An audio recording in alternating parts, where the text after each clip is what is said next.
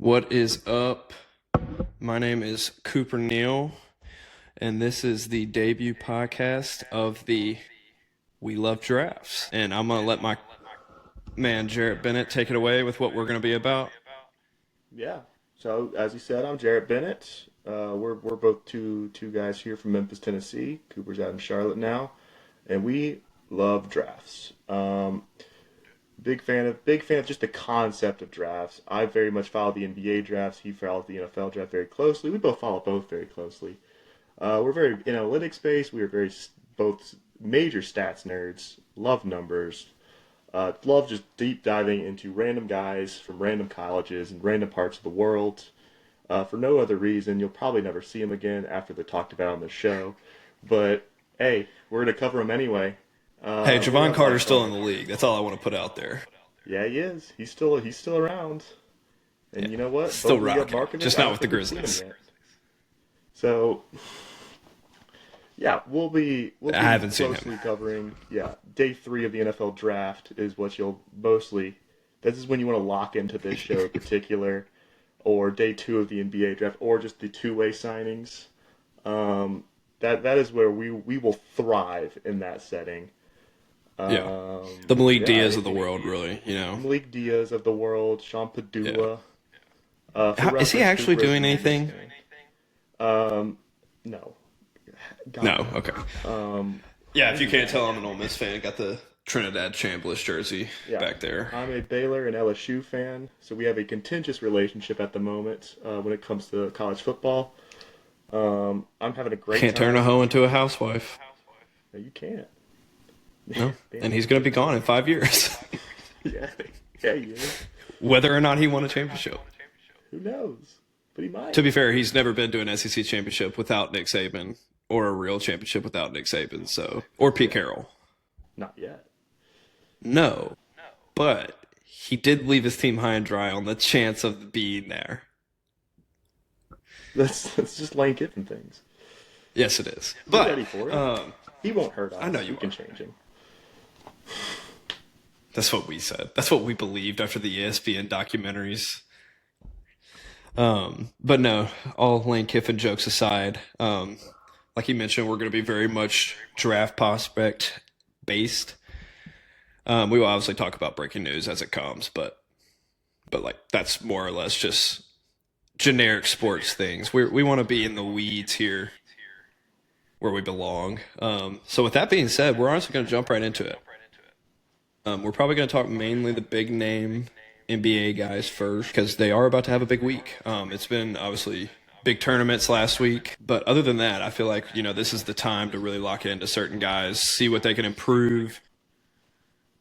Yeah, before we get into the UT Martins of the world and the guys on that team, we will dive first into the big three, especially of this upcoming NBA draft. This is maybe the best draft class.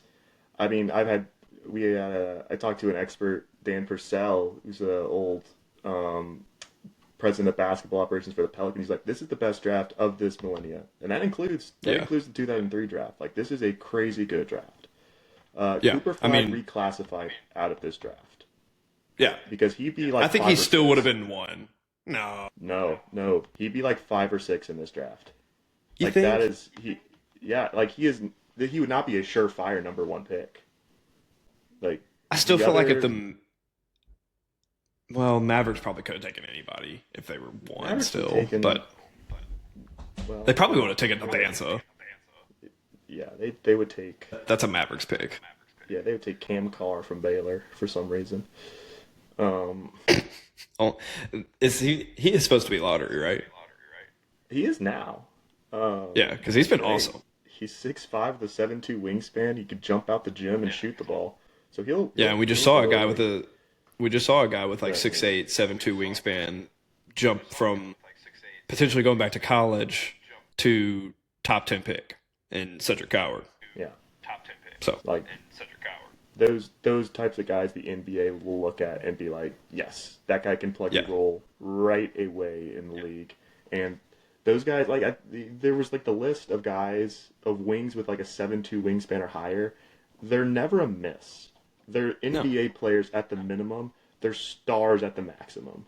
And so yeah, those guys come up and like they're gonna get picked early, and they're not gonna be a bust. We know they're Yeah. not gonna be a And bust. while I do think a lot of the top guys in this class could really be stars, at the end of the day, you can't deny, like specifically with a camp car, like a guy that has that type of attributes just physically, you do have to fill out a team. Like there are role Yeah, players, and that has to happen at some point. Now, obviously, 9 times out of 10, if you're picking top five, top 10, you'd probably do want to get a guy that's going to be your number one to yeah. three, but that doesn't always happen. But a lot of those teams are like, especially if you're drafting early, you're still looking for that guy. But there's only room on the roster for one, maybe two guys, like true superstar type guys. And can there be other guys that can be stars in other roles? Like we watched the Warriors dominate for years. Draymond Green and Klay Thompson didn't need the ball in their hands to be stars. Correct. Like Klay Thompson scored what, 60 points on like 9 dribbles? Or If something that, crazy like that? it was yeah, nine or Yeah, eight, something like like that. it was something stupid like that. Like, can you find guys like that? That's how you're going to win a championship. That's how you're going to build out a championship roster. Yeah, Look at the Thunder from this past year. It is all around Shea Gilgeous-Alexander offensively. Then you yeah. just have a secondary scorer in Jalen Williams, and then another Really good guy defense. Yeah, is a you good have defender defenders, around him. rebounders, And shot blockers.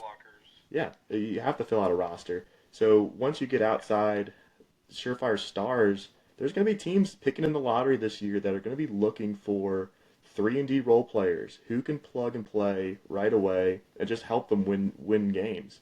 And I Yeah, think you'll see the Koa Peets and the Caleb Wilsons of the world, these big forwards that don't maybe shoot the three well, probably aren't going to be stars, but they're good basketball players and they yeah, play hard, and they're going to find their way onto good teams as a number two, a number three, maybe number four starter.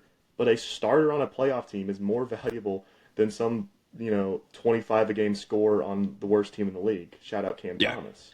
Shout out Like, Cam Thomas. shout Hey, out Cam Thomas. he's a great fantasy player Go when you Tigers. just need somebody to score, consistently 30 Yeah. to If you 40, want to score because an that's what he efficient does. 30 points a game, like that's great. Yeah, That's a yeah. great elite 15 win team guy. Correct. But I also That's what think you like it's want. very cool with the NBA, like a couple years ago, well, probably 10 years ago at this point, because that was when like the Warriors were like at their most dominant. You saw everybody going towards we have to pick 3-point shooters.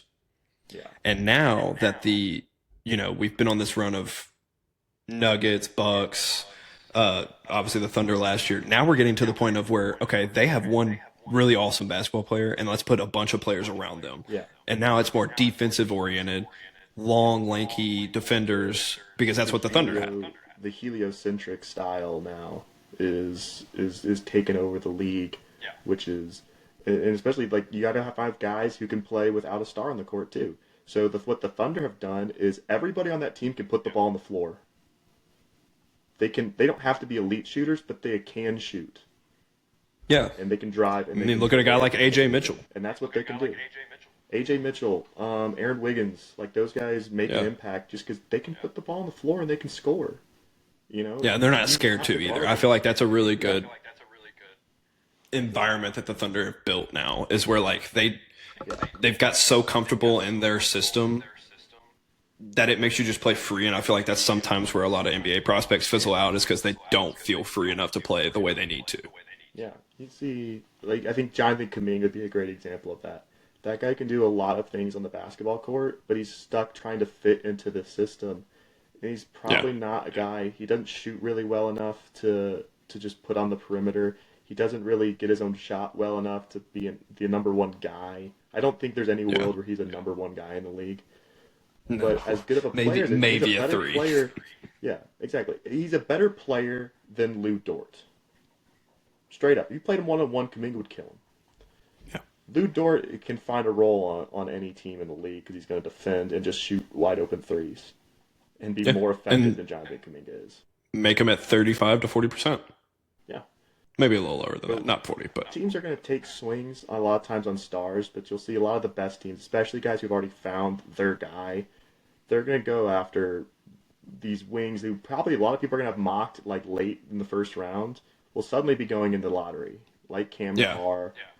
This past year, Cedric Coward was one that was A big one, mid-late yeah. first round, and then it was, well, this guy can do everything on the court. Carter Bryant, who I'm not a huge fan of, like the Spurs took at 14, but it's that same Yeah. model. He's a 3 and D wing. He wasn't that productive in college, but he does. But They the goal have with a their lot guy. of the 3 and D guys is if they can just defend well enough and their shots not, Zaire Williams level bad, they're going to find a way to get picked.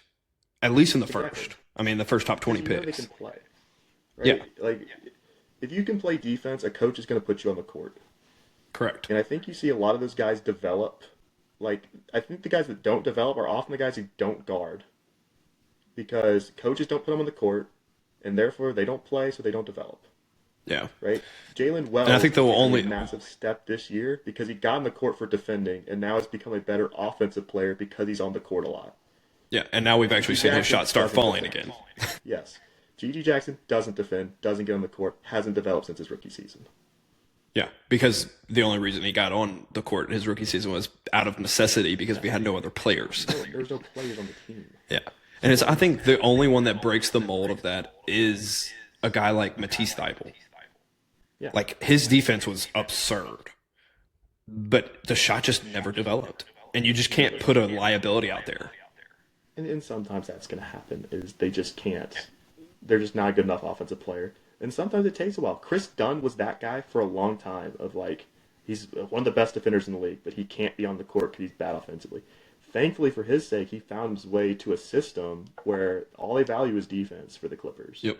And now Yep. he plays a key role for them because He's been really good too. someone in that starting lineup has to guard for James Harden. So, yeah, throw Chris You mean all Dunn four out there. players have to guard for James Harden? Everyone has to guard for James Harden, but so you have to have 4 defenders out there. Yeah. Yeah, and I think, we've mentioned some of those guys, and I think the guys that you and I love, I think do a little bit of everything. I mean, we've only seen, 2 games of Darren Peterson, but like everything's there. Dude, it's there. I mean, if whatever you want, I feel like he can do. Yeah. The floor for him is so absurdly high compared to other guys. Yes. Like the floor for him is this is going to be a little bit of a knock on him because he's got 3 assists in both his first 2 games. So I haven't seen the playmaking. He's only played 2 games.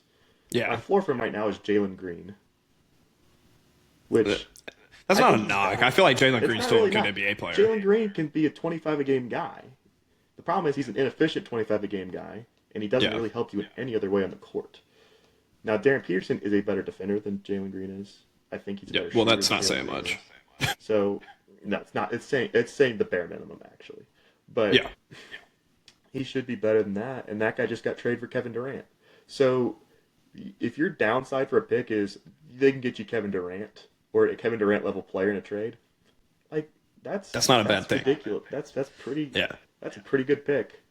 Because I don't care that Kevin Durant's, mid 30s now, but he's still an incredible basketball player and has been for a Your really long upside is time. Shai Gilgeous-Alexander. Like, Yeah.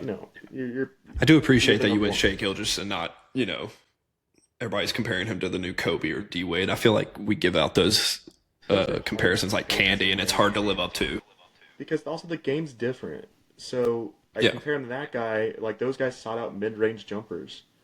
You can still do that, but can we compare really how that would fit in the current NBA and how this offensive systems run and aren't ISO focused? Yeah. If an isolation part of a play lasts more than 3 seconds, that's a win for the defense at this point. Yeah, because it's stagnant, and you have to be moving. Guys like Shai Gilgeous-Alexander attack a one-on-one very quickly and take a shot pretty quickly. Yeah. If he's not dribbling around, don't watch the Clippers play. No one should ever watch the Clippers play. It is the most agonizing offense ever to watch. It is James Harden dribble for 10 seconds and then just quick either take a shot or throw it out to someone who has to shoot at that point in time. I think the only people Horrible. watching the Clippers play are James Harden fantasy owners. Yeah. That's it. And LA basketball fans who want to be hipster and not root for the Lakers. Well, that should be everybody, Yeah, that's who's Clippers. but that's just me. But that's no Lakers slander. We have to make it at least a whole podcast without me making fun of the Lakers. Lakers are But- good teams here. They are, but it's because they got Luca, and they just should have never gotten Luca. Well, they got Luca, and they got LeBron now in a role where all he has to do is pass the ball, which is kind of unfair. I They're an Nope. exciting offense to watch. I have no faith in them in come playoff time to stop Jokic or the Thunder. Like your No. center's I DeAndre mean, their Ayton. defenders, yeah, their defenders are terrible. Your center's DeAndre Ayton. Doncic and Reeves are completely non-defenders. Yeah. Um, LeBron at this point his the, career the does not defend very well. the fact that LeBron has to be their best perimeter defender is a Is the problem. problem. Yeah. He can do it. And I mean, he's a good enough defender when he wants to be that he can do it. yeah. But that's a tough ask And they also for don't let Jarrett Vanderbilt, who I mean, he's probably their only really solid defender. They don't let him play as much as he should. well, Starting Rui Hachimura everyone's does not strike yeah. fear in anybody's heart. No. Is anyone surprised that this is happening from JJ Redick? Like, if we just compare JJ Redick the player, Yeah. he is all offense, no defense. He's getting Yeah. guys on the All floor gas, that no can breaks. score, that can shoot. That's Yeah. what he knows well. He was a very smart offensive player throughout his entire career that knew his Great. spot in the I mean, court. he And knew what he was that's what they're doing. doing. He was there to And, shoot and threes. yeah, and their offense is fun to watch. It really is. As much as I hate Austin Reeves with a burning passion, like he's playing great. He is, but it's also Austin Reeves. He's such a turd. I'm not an Austin Reeves guy. But Yeah. Oh yeah. I guess Jarrett, what exactly so that people know what you and I are watching for? Because I think, you know, you and I look at certain prospects in a way where if they lack defense, you and I are like, hey, I'm not wasting my pick on them, or if they like don't hustle, or Yeah. you know, what exactly are we I'm looking looking at so that for. they I understand where always we're look going for. with? I think a big thing for us always is going to be that we grew up with the grit and grind Grizzlies, so we are looking for Correct. guys that are going to go play with passion. They're going to play hard. They're not going to take plays off and just slack around. And we want guys who can kind of do a little bit of everything on the court. And this is where we just described guys. He's just a good basketball player. I think a lot of times those guys fall under the radar because there's not a specific skill they might have, but guys who can just play ball, like can they Work. pass? Can they dribble? Can they if they can play in an NBA offense, a high level NBA offense? That's just the box I check for the offensive side of the ball. And can they play in an NBA style defense? Yeah. Can they find a role in that? Yeah. And then look for elite skills that they might have that could be an advantage. Like I think there's reasonable doubt for someone like Zach Edey, and we both really want to talk about Zach Edey. So Yeah, we do. this is a stretch of a segue, but if you want like a guy like Zach Edey, there was reasonable doubt like can he fit an NBA offense? No one runs post ups anymore, um, and can he play an NBA defense? Can he stay with guys? The answer to the NBA defense is yes, he can. He can Yes. play in drop coverage. Drop coverage has become the new wave in the NBA, especially with teams wanting to bring back the big time centers. And what elite skill does Zach Edey bring? And is that nobody in the league can box him out. He is too big. He is What simply too is big. what is his rebounding averages right now? Like Like 15? 11 and a half in 25 minutes. Yeah. He's not even up to full speed yet, I don't think. No, he's not up there. There's still minutes restricted. There's ramping his minutes up. He got 29 minutes last night, 32 points and 17 rebounds. And 5 No, blocks, 5 blocks and no free throws to get that 32 points. 16 for 20. which probably should have had some It, free throws here and there because he gets it's hacked every time. yeah, and that's why we're looking for prospects. Like, is there an advantage they just naturally create on the court? Zach Edey's advantage is the other team Yeah. has to have a guy in the game to play against him. They have to, and there's not many out there. Yes. The Kings had to put in Maxime Reynaud as their best option against him. And Yeah. Reynaud, I think I Reynaud texted struggled. whenever I texted you when I was like, he's with us. Or you texted me, he's with us, but I was like, he needs to get off the court. And they kept him in because like, what's their other option? Drew Eubanks. Like, I don't know. Obviously, Sabonis is out, but that is the weirdest roster I think right now in the league. They have nothing but pure offensive scorers on the Kings. Like Levine, Monk, and DeRozan, they're just bucket getters. So they're hard to stop, A little But when bit. they have a poor shooting night, Yeah, they lose very by poor, 40. and they can't guard anybody, so they're gonna Ooh, get 140. yeah. And The only reason that game was close last night was because the Grizzlies had like 20 something turnovers. It might have been more than yeah, that. yeah, that was it. But like with someone like Zach Edey, there's I think like the prototypical like Edey stopper guy would have been Ivica Zubats. Like that is, I think Zubats is right now the best of that type of center in the league. Yeah. Big physical, they block shots and they rebound. That's what they do. He got Hartenstein-esque. hammered by Edey. Like he was Yeah, really struggling up there. And I think he had like last year. I think Zubats handled him pretty easily, and he did. now it's a problem. And that actually is a beautiful segue because I feel like a lot of people when they look at draft prospects, they'd rather take the 18-year-old guy as opposed to the 4 or 5 year starter Yeah, in college basketball. And I it's like think, the the mystery key, box equivalent.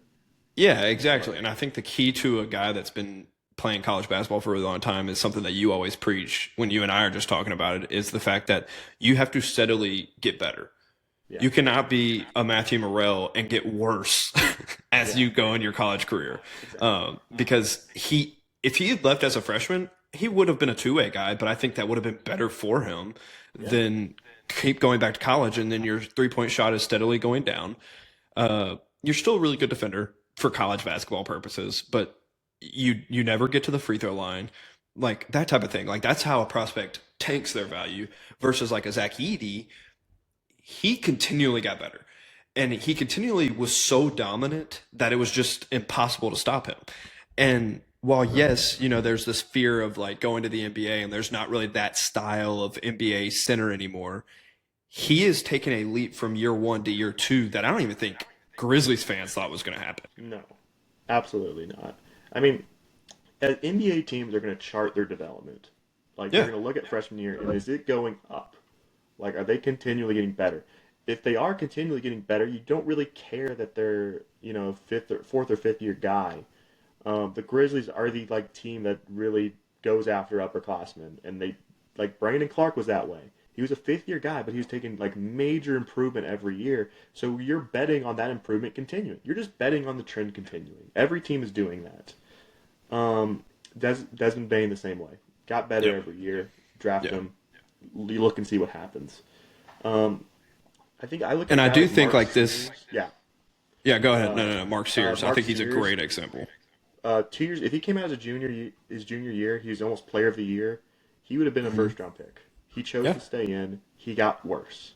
He had a worse season statistically in his senior year at Bama. Guy goes undrafted. I don't think he's on a two way anywhere. Like he'll probably be playing in Europe now. Like that's what happens. Like you which better sometimes that happens. improve. Yeah, Yeah, sometimes it happens. You better improve, and he didn't. So he's gone.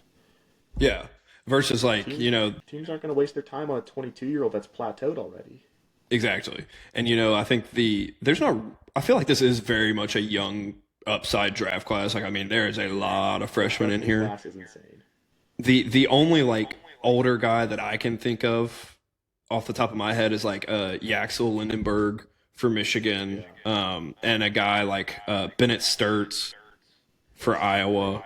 And the only thing about those two that it's different than like a Sears or even a Edie is they are on different teams. Like Yeah. Yaxel last year was at UAB, right? Yeah. Yeah, and then Bennett Sturts was at Drake. So now they've both taken a leap up in competition. Yeah. And we'll get to see if they're still playing at a really high level. That's improvement. Yeah. What they went into the draft and why they wanted to come back to college is to prove that they can do it against higher competition. Lindenborg so far is doing that. Michigan is the best Yeah, team in the country right now. They're yeah, killing I it. know they're ridiculous. And then I And he's watched Sturts with my own two eyes, and outside of him being guarded by Klafke, who is a beast. Um, he only had two. He only had two He's possessions gonna against him. light up some rec leagues in the future. Dude, sorry, this is a tangent, but now that you're making me think about Klafke, so he played great defense in that game. Like he was honestly one of our only good defenders in the Iowa game that we lost. The next game we played Utah, and he had an open three, and he did not take it, and he got pulled because I think that's his problem. Is there are some of those guys that I feel like come over from playing in Europe leagues, which you can talk on this way better than I can because you're way in the weeds on staying up at 1 a.m. to watch a random Euro League game. But I feel like Klafke is so used to being in that role of keep swinging the ball, get to the wide open pass, make the smart play. He's never seeking his own shot. And I feel like that is going to like hurt him in the future versus like a guy like, Ilias Carmody that's just he's gonna chunk that hoe. Yeah, But it depends on the that's guy. a side tangent for Ole Miss basketball. I think particularly really young European players have that problem where they're told fit into the system. Like you're playing, especially if they play at a bigger team. Like you see it all the time with like the young guys playing for like Real Madrid. They got Mario Hezonja and Facundo Campazzo on that team. Like guys who were in the NBA and are now like big deals in Europe. As bad of NBA players as they were, but so they end up taking like two shots. They can play 20 minutes and they'll take maybe two shots, Yeah. and it'll be like a But fast break. Like back on off of, Klafke, even though I do love my boy Klafke, and I know you love Klafke too. Bennett Sturts is a guy that went from Drake, and I mean, he was, what, 20 plus points per game last year, crazy efficiency, but everybody was like, well, it's at Drake. He's dropping 18 and a half points per game, 5.5 assists, almost 2 stocks a game, 50, 45, 85. Like those splits are insane. And he has a game coming up this week versus Michigan State, which I think that is going to be such a key game for him because there's that going to could be be a big so many eyes on him in that game. I think another Uh, thing that's underrated about what he's doing at Iowa is that Iowa's best players from last year are at Creighton this year. Like this is not a good yeah. roster around him. They transferred No. out. He came in, and he's Yeah. still doing this. And Iowa has still been a good team so far. I I was a good basketball team. I watched them, and obviously as an Ole Miss fan, I was frustrated that we lost. But it was still one of those things too that I was like, we can't guard him. Like he would get a switch on any of our bigs, and it was a bucket. He literally scored, I believe it was like 30 something points, and he had no layups. I mean, They were he's done a all good shots. job the last couple of years of developing NBA talent, kind of understatedly. They had, I mean, now it's Sturts, but before that, the Murray brothers came out of nowhere as like these are NBA ready dudes, and they were both upperclassmen when they got drafted as well. Yeah, and I think Keegan Murray's probably. I mean, you probably know somebody better on this team, but outside of like a Devin Carter, who I'm really high on, just because I really liked him coming out of college, Keegan Murray might be the best player on that team. Like as far as like future talk, I would have said that if I think he's like 27 now. is he really? He was Oh, drafted when he was like 23. is he So really he's not, 27? he's one of those guys that he's plateaued. He's plateaued as a good NBA player. Yeah, he's good. He's Yeah, he's good. 25. He's 25. 25. Okay. He's our age. Yeah, I would give him kind of the Tobias Harris comp of here's a guy who he's really kind of a tweener as far as a three and a four that can score from outside. He can score from mid range. He can score at the basket. And then this fly buzzing around my face. He had Um, 8 stocks last night on us. yeah, he played. He's a good basketball player. He'll fit. He can fit in anywhere in the league. He's probably. I think the problem with But that Kings team is what you already said, and I know this wasn't planning to be a Kings talk, but like they're going to be a team that we're talking about here soon because they're going to be getting a high pick. I mean that there is no ifs, ands, or buts about it. Their team is trash, and they are going to be sellers at the deadline because Malik Monk will not be on this team. Zach LaVine will not be on this team. you say DeMar they're going to DeRozan, be. I would rephrase it. They should be sellers. they I have should be. no guarantees that the Kings will do what they should do. I'm They already went of and the got opinion Zach with that team. Last year, they went and got Zach LaVine. I know. And it's like one of those, and DeMar DeRozan, like, I'm sorry, the Yeah, Bulls tried that. It didn't work. I just feel like they why are we not seeing Devin Carter and Neat Clifford just playing 25 minutes? Just go ahead and do it. Yeah, he played more. Keon Ellis is in and out of the rotation. He's been a good player Why? for them. Play I him. don't. Like, play guys that might actually have a chance to be on this There's team and not be terrible. Yeah, my theory is that Doug Christie is auditioning for head coaching job, and wants to Yeah. win games and is putting veterans on the court because of that. But Those aren't the or veterans you're going to win he's games or they with. told him, hey, we want to trade these guys, so play them so their value's up. Boost value. And that's fine. That's fine. That's beside the point. Yeah. But I was telling you before we got on here, like this is going to be such a big week for prospects because there's just so many good games. You have the SEC, ACC I don't know what they call that. I just know it's just like each team from the SEC plays a team in the ACC, which is typically pretty good basketball because 9 times out of 10 the SEC and the ACC are pretty awesome at basketball. And this year is no different. I've already mentioned the Iowa with Bennett Sturts playing Michigan State. I think that's going to be a really good game with a lot of eyes on Bennett Sturts. Florida Duke is one that we'll come back to in a second. UConn, Kansas, North Carolina, Kentucky, and then I believe that's all on Tuesday. And then Wednesday we have Louisville and Mikhail Brown Jr. at Arkansas.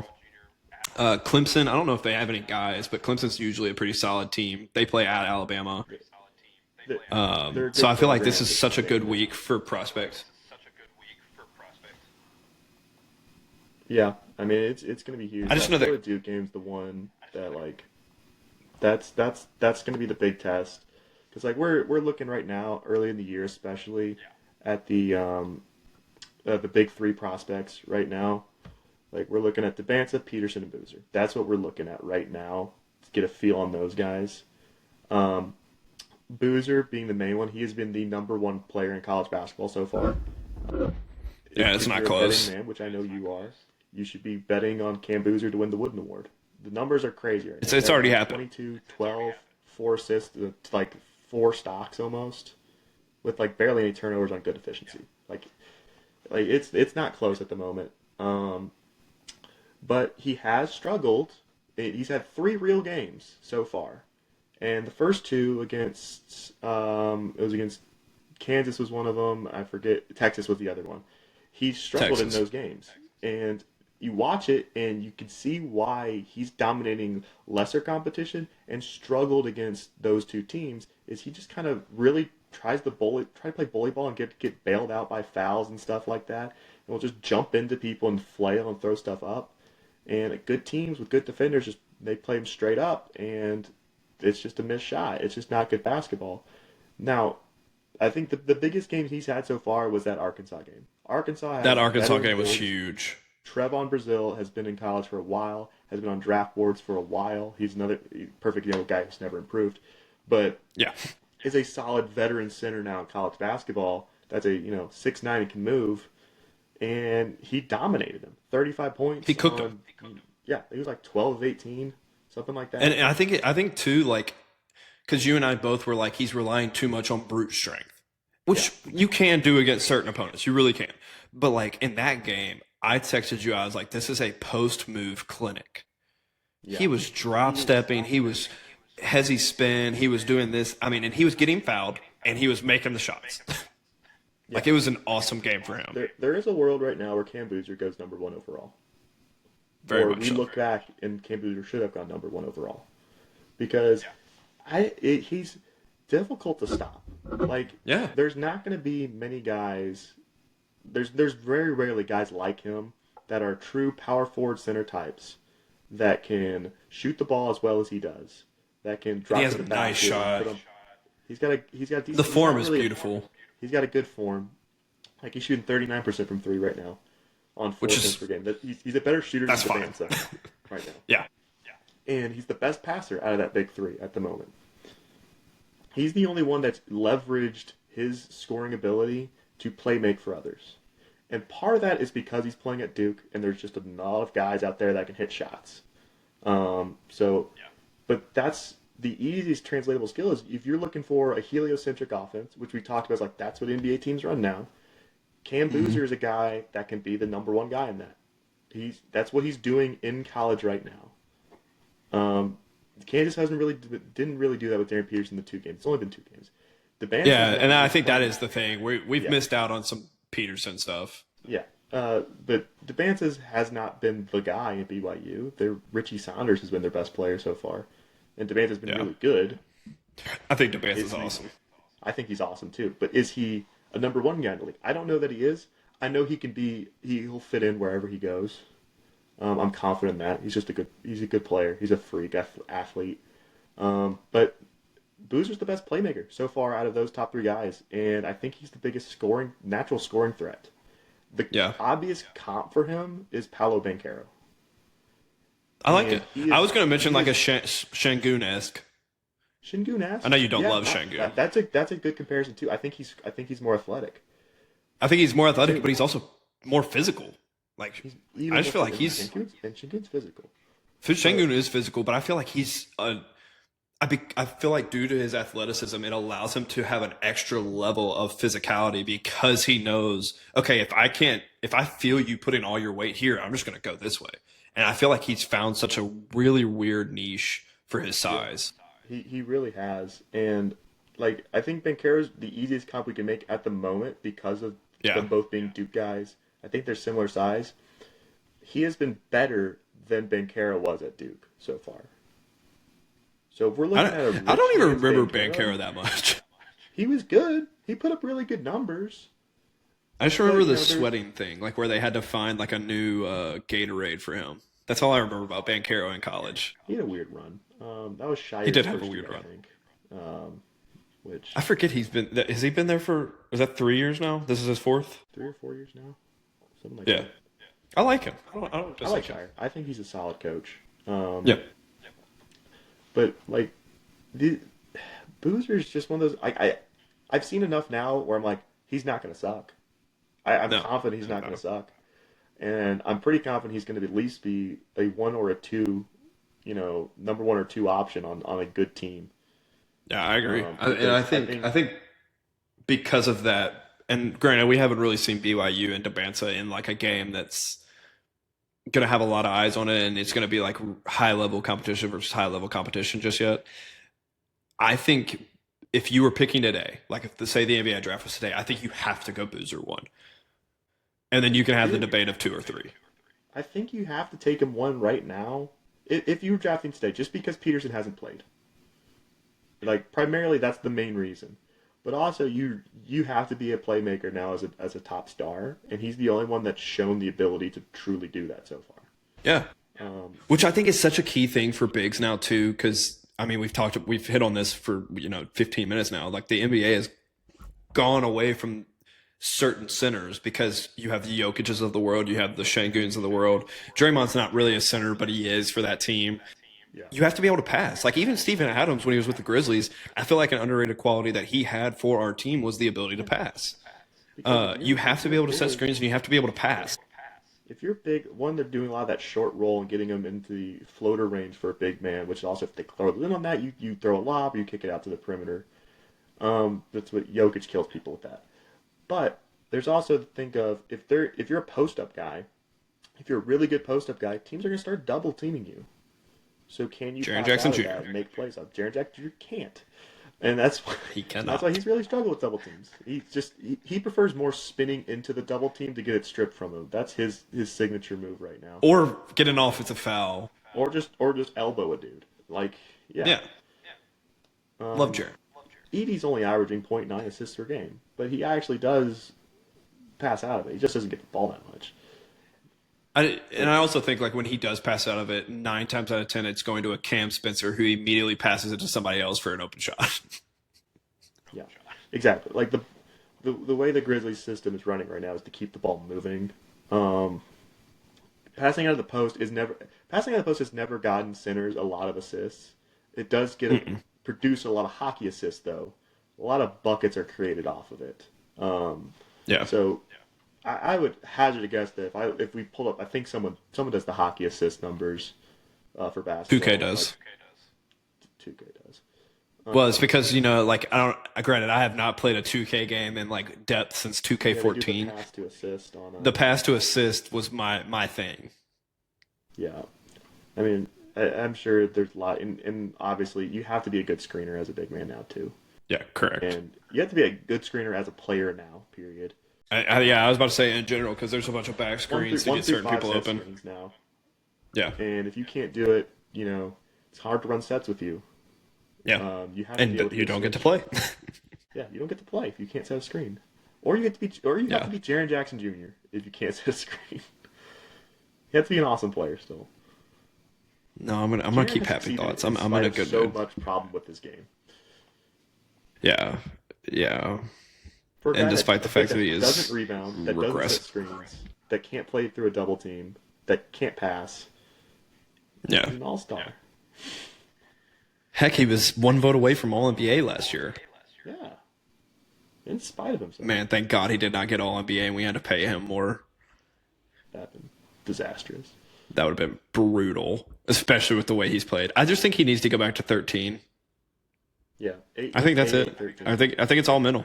This is Yeah, a Jordan 45 situation going on. correct. It's like Samson with his hair. You can't cut the hair. We got to go back. We got to go back to 13. But off of Jaren so that I can keep being in a good mood. Um, I think I really am because we've mentioned a lot that we haven't got to see all of Peterson yet, and I think if he is available, which I do believe he is trending towards availability for this UConn game, that game is going to be huge for him. Because I do believe that you and I just both agreed that I think Cam Boozer has solidified himself as the number one as of now. I still prefer a Peterson because I think he's awesome and I think he can be a number one guy in the NBA. So I think we need to see him start elevating his game against the opponent like a UConn and like the Big 12. Yeah. You think you need a shot creator in the league right now? You look at the playoffs last year, it's Gilgeous-Alexander, it's Tyrese Halliburton. What are they doing? The perimeter players that just hit shots when you need them to. Mm-hmm. And Peterson is one of those guys, you just watch him, and it's kind of mind-blowing. Like, he's already at that level of NBA star-level shot making that so few can get to. He's phenomenal, and the UConn game is going to be a huge test because I don't think there's a more NBA type team than UConn. That's how Danny Hurley runs that team. They run NBA style offense, and because of that, they have just naturally by position type guys an NBA style defense. It's the closest you're going to get. Those guys, they're veterans still on that team. Alex Caravan is somehow still on that team. Terrace Reed's still. Is he really? Yeah, Caravan. Speaking of guys that haven't improved, Caravan would have been drafted 2 years ago. He wasn't great last year, and he's not been any better this year. I feel like that's all UConn, Gonzaga, Villanova. I feel like those types of teams typically lean on keeping those guys for 4 years anyways. Yeah, that's the goal. Well, formerly Villanova. But yeah. I always forget that he's not there anymore. That still catches me off guard. There's a bad team now. I know. So I guess Creighton now. Creighton's been pretty good for a couple of years. Sucks this year. Don't tell me that. See, full transparency, I have not watched that much college basketball outside of Ole Miss and then the Arkansas Duke game. But I am locked in for tomorrow because I am excited. Man. No. Is there anybody noteworthy from Delaware State? No, there wasn't. You just watched it, cuz? It was on. I mean, and so I watched it. I'm trying to go through some of these mock drafts, seeing if there's anybody that we haven't hit on. I mean, obviously we haven't hit on DeBanza really outside of the fact that he's in that top three, and I think he will be in that top three. Yeah. There's a guy theoretically that you can build the offense around. Yes. He's 6'9" and he can get to the basket wherever he wants. He's kind of like the midway point between Ja Morant and Giannis. Like, in terms of just build and size. He's lanky. Yes. He's not Giannis long or strong, but he's a lot taller than Ja. But he's that type of athlete, too, that's just an elite athlete that can get to the rim any play. And he's a great finisher. Now, right now he's averaging 2.5 assists. And part of that is that BYU hasn't really put the ball in his hands that much. But I think he becomes a big assist guy in the league, potentially. Other than that, he maybe fits next to a point guard, a perimeter-oriented point guard that can really shoot the ball. Possibly. He's a good defender already. He's got the great frame for that. He's athletic too. He's athletic, and what he does in transition, he's already. I think he might be the best transition player in college basketball at the moment. He's another one. I think I've seen like a draft Reddit and stuff like that say out of the three he's the biggest bust potential. I don't see that at all. I'd lean. I understand. I mean, I'm looking at this. I could lean at Caleb Wilson more than DeBanza. Yeah. I think Caleb Wilson's awesome, but I could see a world where bust potential. But Mikael Brown has major bust potential because if he does not defend a soul, he's not going to be on the court. He's yeah, just going to be Cam yeah, Thomas. exactly. If he doesn't defend, if he doesn't finish at the rim, which he has so far, Yeah, he has. he And he has. also makes, Which was people ridiculous said amount was of the question threes. with him. But and a lot of guys like, are they a bust if they're not a star? No. No. Is Aaron Gordon a bust because he was picked number 4 and he's not an all star? Absolutely not. Aaron Gordon's also way better than people give him credit for. Yeah. And a lot of these guys that are I going to be think picked he's, like 4 through 7 are Aaron Gordon types of like they might yeah, not be all stars, but they will be difference makers for somebody. yeah. Caleb Wilson, great And example. who we're referring to there is like the Nate Mintz and the Koa Peets. Um, I don't know how you say this Baylor dude's name. Yesufu Kuga or whatever. I Yesufu. don't know how you. Yeah. Yeah, he's Um, technically the best prospect from Baylor, right? I think he technically Or do you think is Cam Carr? because he's a freshman. He has played well. Because like Yesufu in the Baylor system, the way Baylor system runs is it's very much one guy sets up everybody. Yesufu just doesn't happen to be that guy. And some guys fit into it, some guys don't. Um, Yeah, I don't think Yesufu's fit into it yet. Cam Carr has emerged like as the guy for Baylor. Um, yeah. but Yesufu's not a point guard, so he's not going to get the ball that much. Kenny, he's been a good defender though. He shoots the ball well. He's very athletic. Um, And I and also feel like the sometimes, with certain guys like that, like they're not going to jump up until you get to the combine world where they do all the measurements and they do all the speed and they do all the agility. And, can you hit the 10 threes and all that stuff? Like, I feel like that's where some guys like that jump back into where they were projected. And for so I feel sure. like maybe he's like not necessarily a late bloomer, but maybe more like the eyes won't be on him necessarily until the later in the process.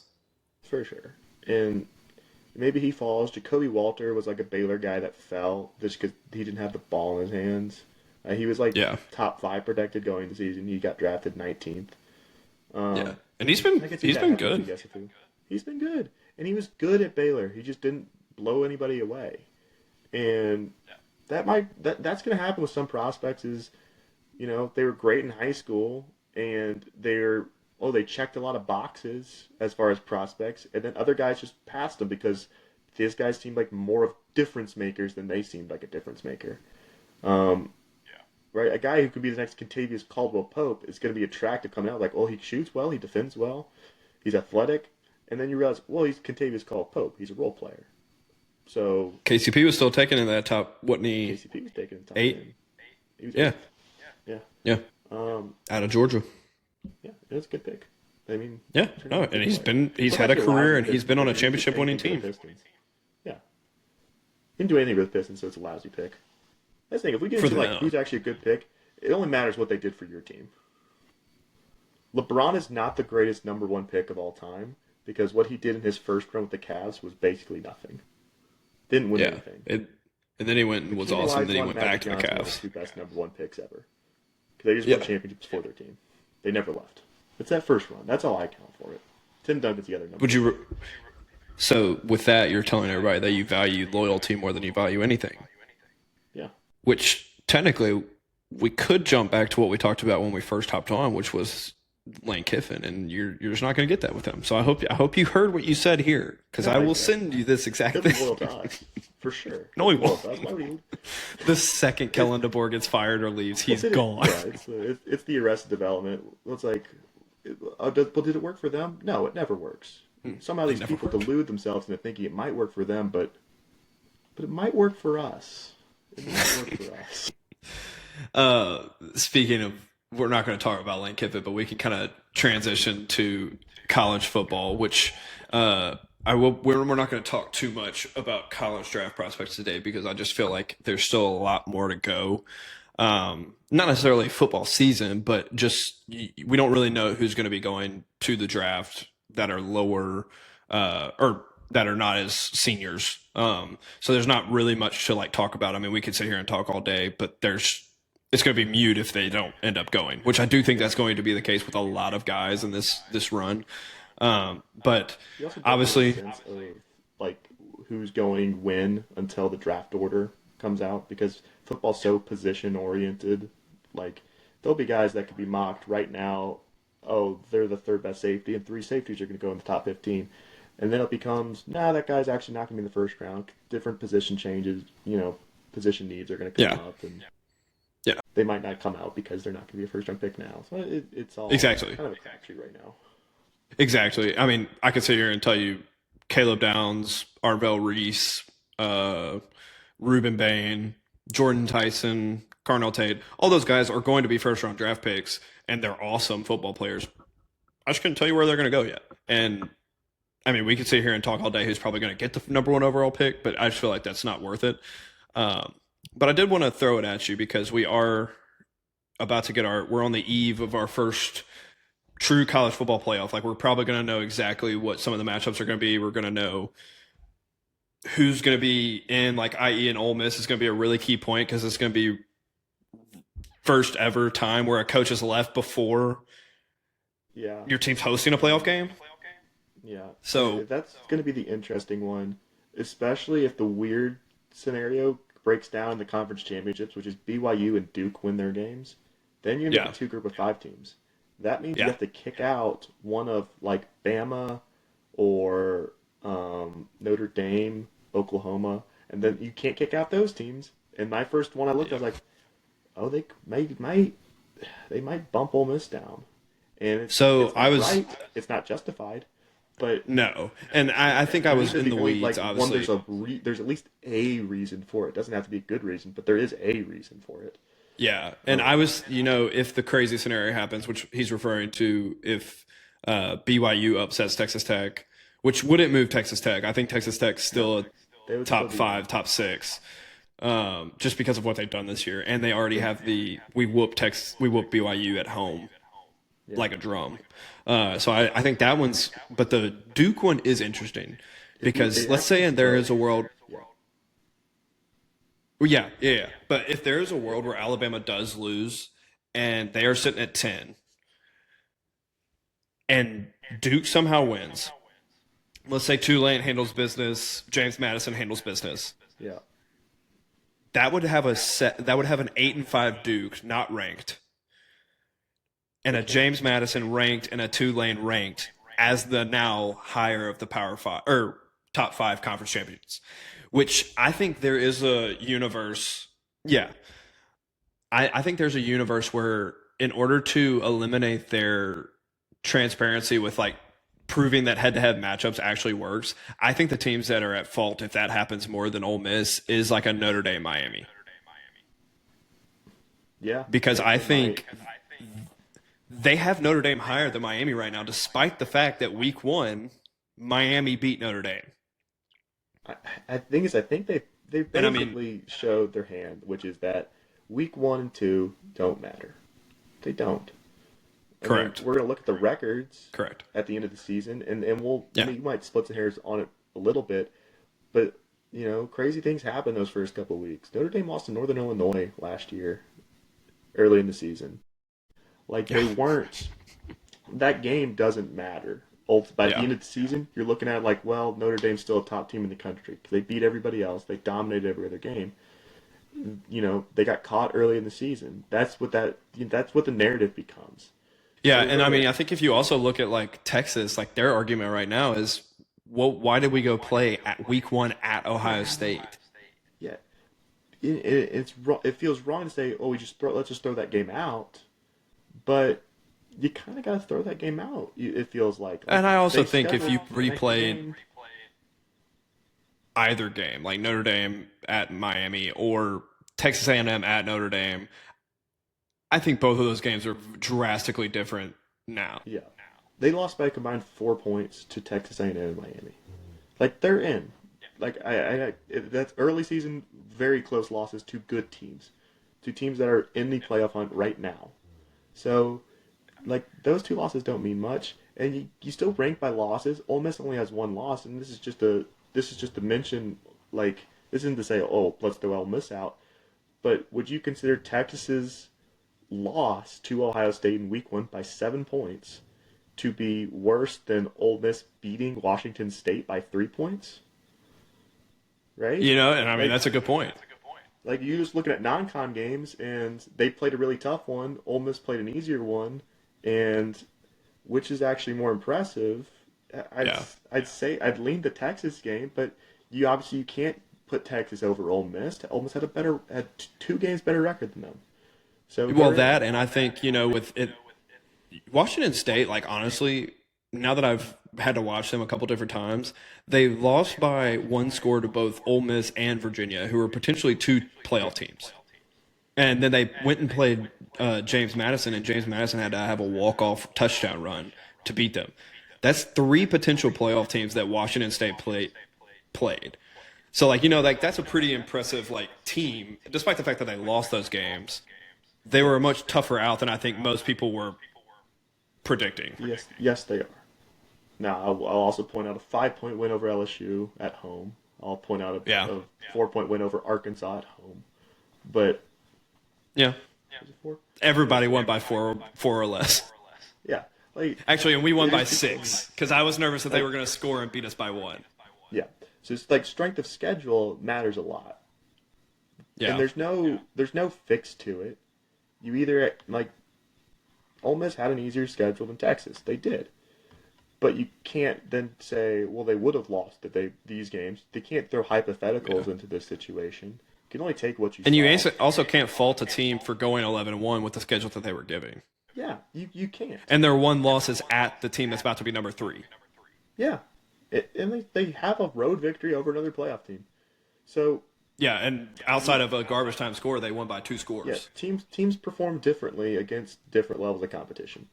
So Yeah, you don't I do know. think we're gonna know a lot about that hypothetical, because the only one we have prior to this was the Jordan Travis Florida State. They went Yeah, and won their conference. They were 13-0, but they just lost their starting quarterback, and they did yeah, bump them to five. Now, were yeah, they correct? Yes. Georgia steamrolled them. yeah. I do think this one's a little different because the players on the field are still the same. I No agree. player has left, I agree. And unless that happens, because the portal opens during the playoffs, which is so um, dumb. it's so dumb. Like this thing, like this Kiffin situation. Obviously, he's not in the right, but also there was no right way to do it. No. Like, what's he I mean, supposed even to do? Summerall said that.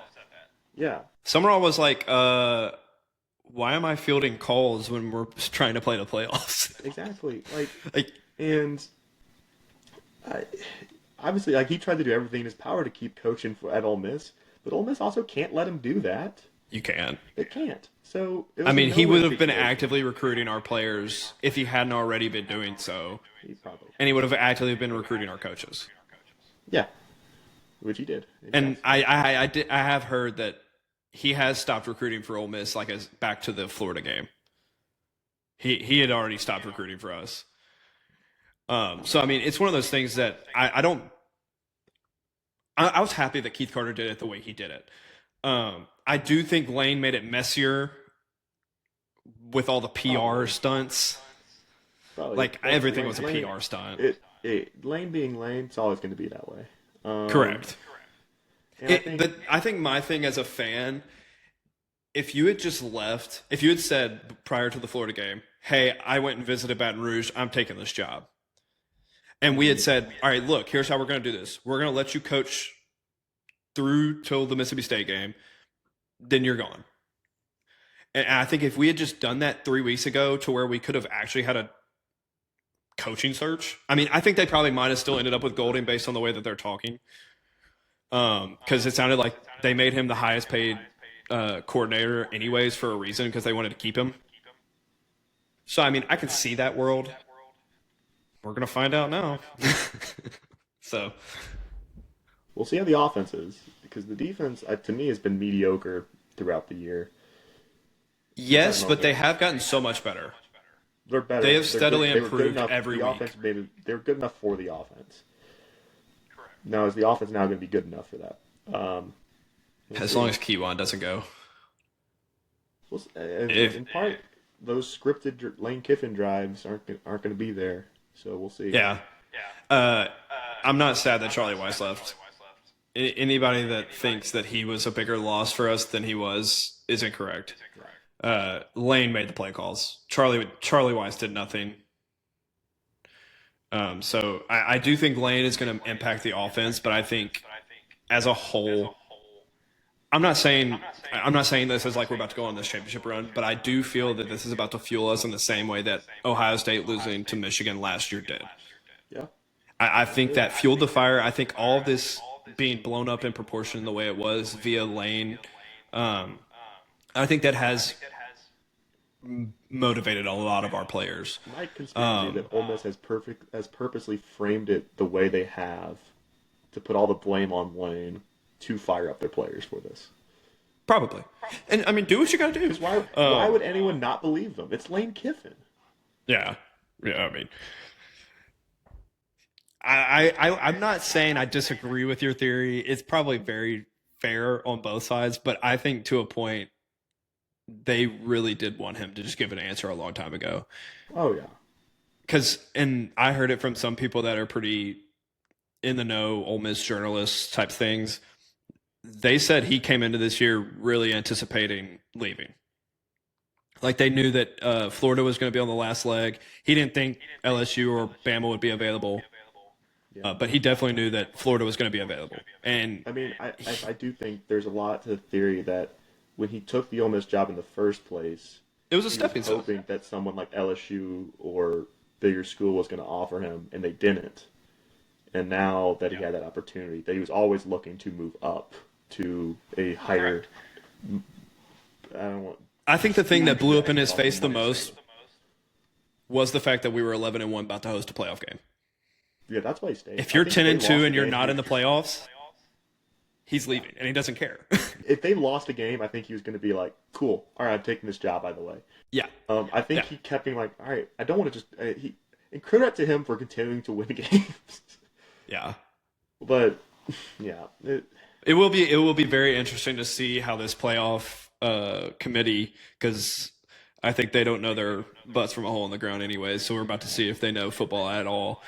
But I think because I along think with that, yeah, tomorrow we got big basketball games, and obviously big game tonight. Jackson Dart taking on the Patriots. Looking forward to that one. Um, but in all seriousness, tomorrow's going to be a pretty big sports day, especially for you and I, because we're going to be looking at a lot, via all the Duke, Florida, I believe it's North Carolina, Kentucky, UConn, Kansas. I think I'll probably have the Iowa, Michigan State, Tennessee, Syracuse games on smaller screens, probably. So big day tomorrow. So yeah, Jarrett, I think that's a wrap for today on first ever inaugural We Love Drafts podcast. We're looking forward to keep doing this. We're gonna start coming out with some shorts. We're gonna be doing a lot of drafts. Obviously, we'll have to do some stipulations because Jared and I are pretty biased, if you can't tell, based on the amount of Grizzlies, Ole Miss, Baylor talk that was on this. Um, but we're really looking forward to this. And Jarrett, I will be talking to you very soon. yes, sir. Talk to you All right. soon. Peace. Peace.